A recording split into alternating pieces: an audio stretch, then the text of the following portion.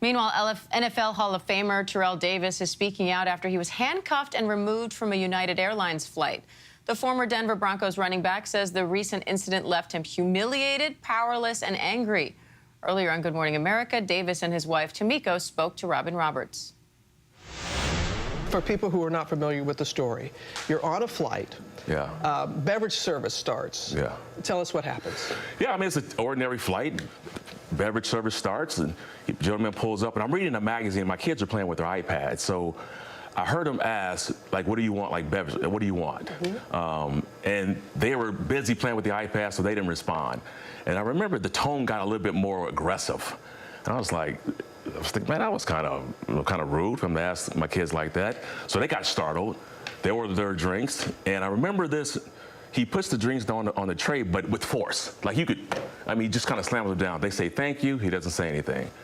So I was like, all right, whatever. So he asked me my order. I gave him my order. Again, kind of slams the drink down. And again, I'm thinking, well, what is going on with this guy? But whatever.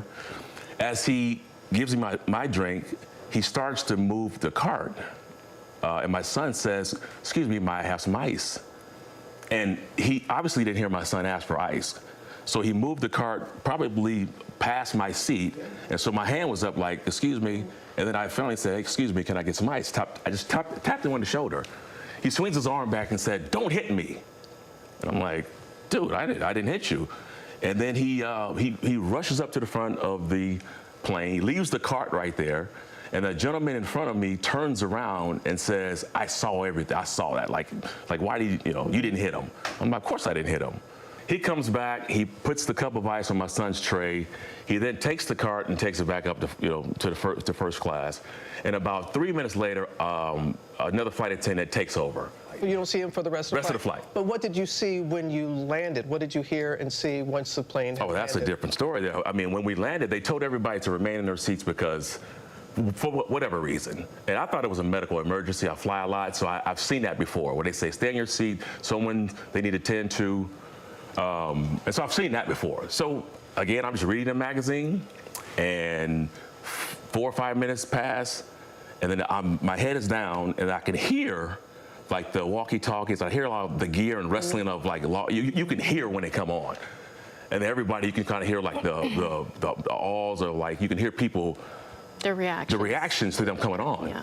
When you say they coming on, who's coming on? The FBI? FBI. Big FBI letters on the jackets. Big as daylight. Can't miss it. Yeah. Okay. FBI, I believe it was Orange County Sheriff Department. Guys with green. I didn't know who they were at the time, but you can tell it was law enforcement. Law enforcement. Without without explaining to me why they were doing it, they walk up to me and the guy he whispers in my ear. He says, "Don't fight it," and he puts cuffs on me. While he's still seated. While I'm sitting down. What is your reason for going public with this? Well, a number of reasons. Number one, I mean, to affect change. I mean, if I don't speak on this, lots of people, as a matter of fact, contacted me after this, and they're sending me text messages saying that the same thing happened to them. And I can't sit there and knowing what happened to me and how I felt. I felt demoralized. I felt embarrassed, humiliated. I felt like my dignity was stripped from me right in front of my children and my family. And I wanted United to be held accountable. Got to be held accountable for this. Our thanks to Terrell, Tamiko, and Robin for that interview.